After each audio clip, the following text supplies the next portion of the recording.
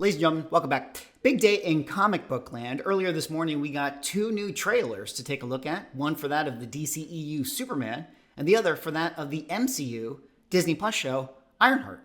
And I gotta say that of these two trailers, one of them looks really cool, and the other one is Ironheart. So in this video, I wanted to talk a little bit about the trailers, talk maybe a little bit about the sentiment around them, but more importantly, kind of check in on the comic book market. What are some of the books moving in relation to these movies and shows? And then ultimately ask ourselves the question, do people still care about movie spec, or is everyone spending their money on Battle Beasts? But of course, before I get into it, if you guys could like, comment, subscribe, I appreciate it. Helps support the channel doing those things. But there you see it, new images coming out of the newest Superman trailer. Thank you to comicbook.com's Instagram for, doing the little handy, nifty work of kind of showing us new images. Now, one of the most interesting ones right here is, we got a first official look at the engineer character, that member of the Authority right there. So that's pretty cool. We're going to take a look at the Authority #1. I think that that's going to be an interesting book to focus on and ultimately see, where that show is going to end up being. Like, is that show actually ever going to happen? I've already made mention on the channel many times before that if Superman doesn't absolutely crush it, which, based on the sentiment and, James Gunn and all that stuff, it feels like it's going to do really well. But if it doesn't, it's going to be hard for all these DCEU projects to ever, make their way, into being greenlit for Warner Brothers. But, it's looking pretty good so far. It's looking like this movie's going to be a success and people are really, really excited about it. And I'm certainly excited to see it. Of course, there's a bunch of interesting books to take a look at here. We got Adventure Comics number 210, first appearance of Crypto, the Superdog. Did you guys see that they did this Milkbone collaboration where they released a free comic book? If you pick up one of their Milkbone, boxes, feed your dog, read a comic book. I like it. We got to get dogs back into comic book stores. That's really, really important for the future of comic books. I checked to see if there was anyone FOMOing into an Action Comics #1 this morning.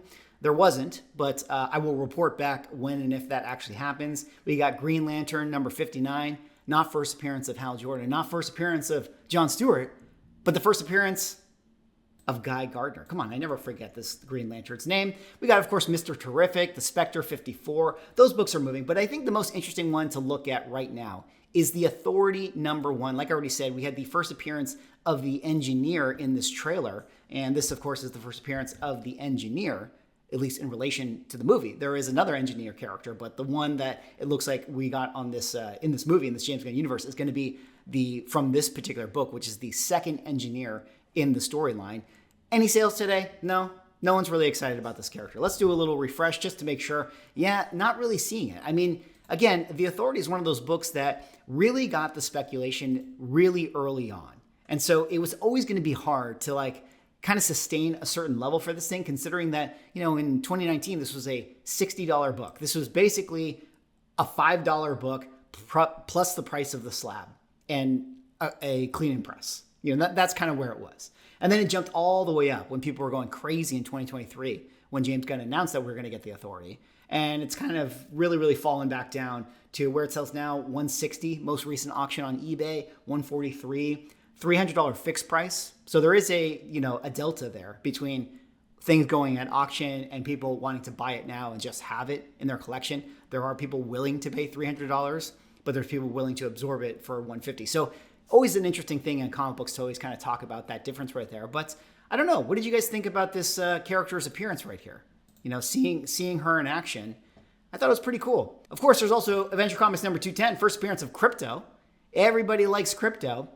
Now, the problem with this book is that it's 1955, early Silver Age, hard to buy this book, tough to find.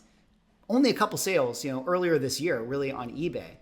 There's not even that many options to get this book on eBay right now because, again, it's more rare than that of many other spec books related to movies and shows like that. Basically, we only have 2 copies right now available up for grabs on eBay. Nobody taking a bite out of that. We did have a 7.5 sale in April for $14,400.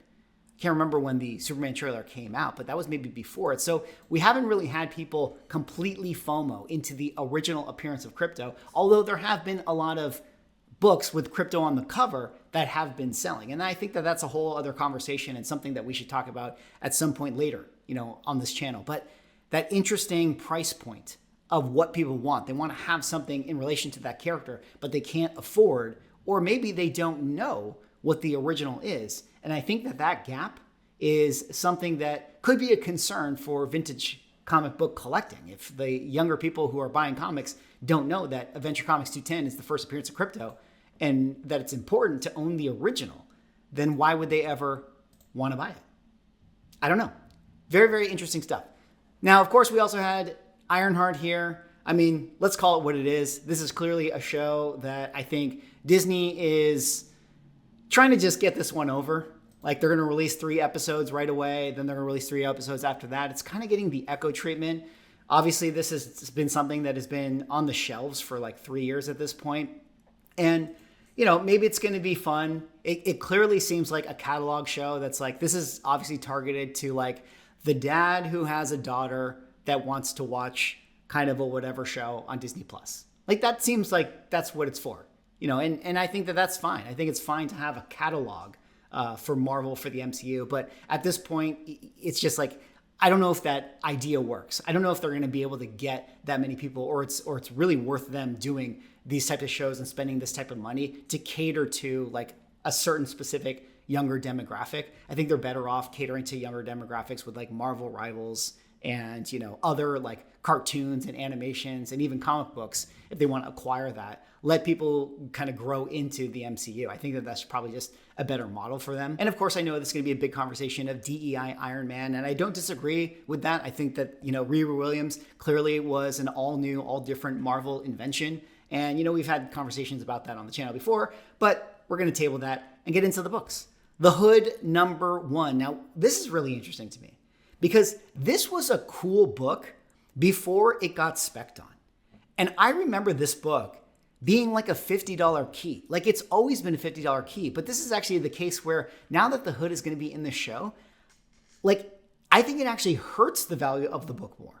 Now, it could just be that people think that they want to capitalize by selling their copies, whereas before, you know, it was just kind of a cool book that people wanted to hold on to. But now that he's in the show, everyone wants to sell it, and then it becomes a race to the bottom, which is kind of what this book has done, you know, over the last couple of years. I mean, $25, $24 for, you know, advertised near mint copies. That's pretty darn cheap relative to what it is. Again, this used to be like a $50 book, even at the lowest grade.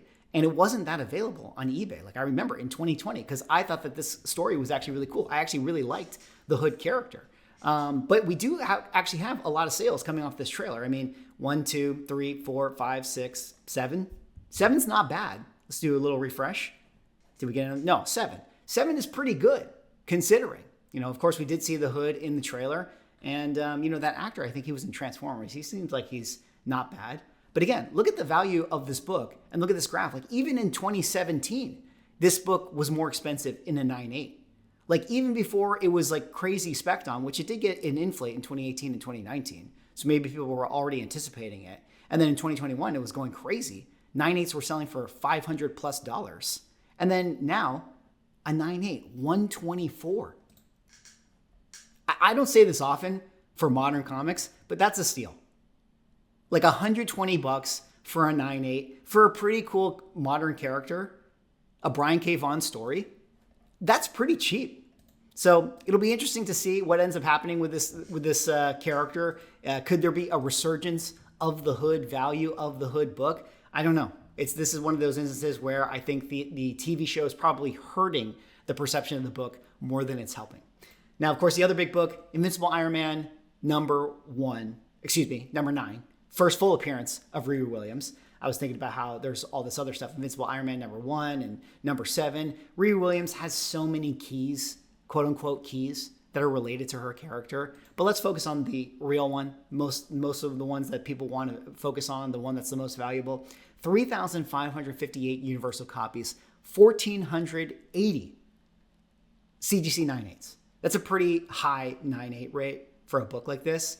And I remember at one point this was being compared to that of Ultimate Fallout 4, right? Like, people were saying, like, you know, Ultimate Fallout 4, think of the value of, you know, this new Spider-Man character. Imagine what Riri Williams can do. Well, she's not doing so hot. I mean, again, another book that probably more expensive in 2018, in fact, that was the case, in 2018 and 2019, this book was more valuable than it is today. It's cheaper today. And I think this is the case. Again, everyone was hoarding these things, sitting on boxes of this stuff. People were speculating hard on this character. And so many of these things got sent in for grading. Like so many people. And look at this. Under $100, $82 for this. That is crazy considering somebody paid at one point $881. That is a 1,000% drop. Is that how math works? I don't know. But nobody that interested in this book. And that's kind of the case. Let's do a little refresh. Sold on May 14th. 1, 2, 3, 4. 4 sales compared to like the normal 2 or 3. I'm sure that, over the next week or so, we're going to get more. This could be a book that finds its way onto cover price and things like that. So, we'll see. We'll see. But is it ever going to get back to this value? I don't think so. I think at this point, so many of these books have been sent in for grading. So many of them are on dealer walls everywhere you go. It is everywhere. People are trying to sell it, especially now. People are praying that this show is going to, spark some kind of interest for this character so they can move their book. And hey, listen, I want to be very clear. If you like this character, that's great. I don't really have any opinions of the character. I've never really read the story or anything like that. I'm just kind of pointing out, what is obviously true. Like people were speculating on this character. They thought she was going to be big, or they were hoping, they're going to be able to cash in. But if they didn't sell in 2021, they're holding a lot of copies.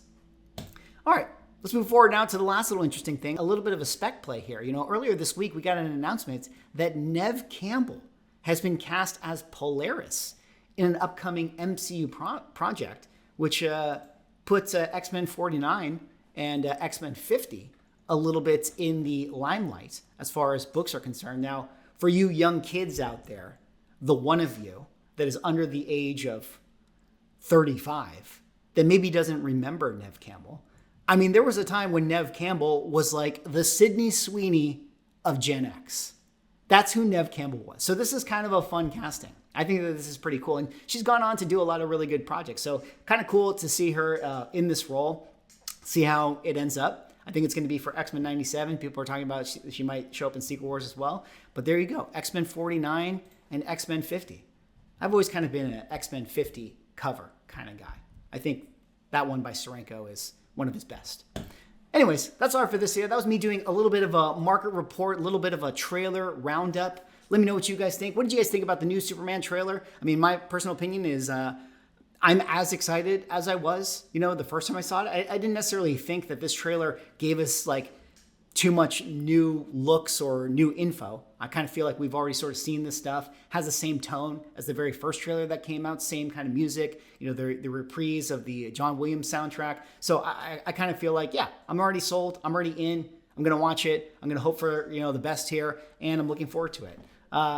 Ironheart, I'm going to be honest, like, I'm not that excited to watch it. Maybe if people say that it's good, and I kind of get a couple recommendations, but I got other things to watch. I got Andor to finish. So I'm looking forward to that. Anyways, that's all for this video. What do you guys think about these two shows, these two trailers? What do you guys think about some of the books related to them? Are you buying anything? Did you sell any of them? Do you still want them? Is the Hood a dead character? Let me know in the comments. Thanks so much for watching. Like, comment, subscribe. See you on the next one.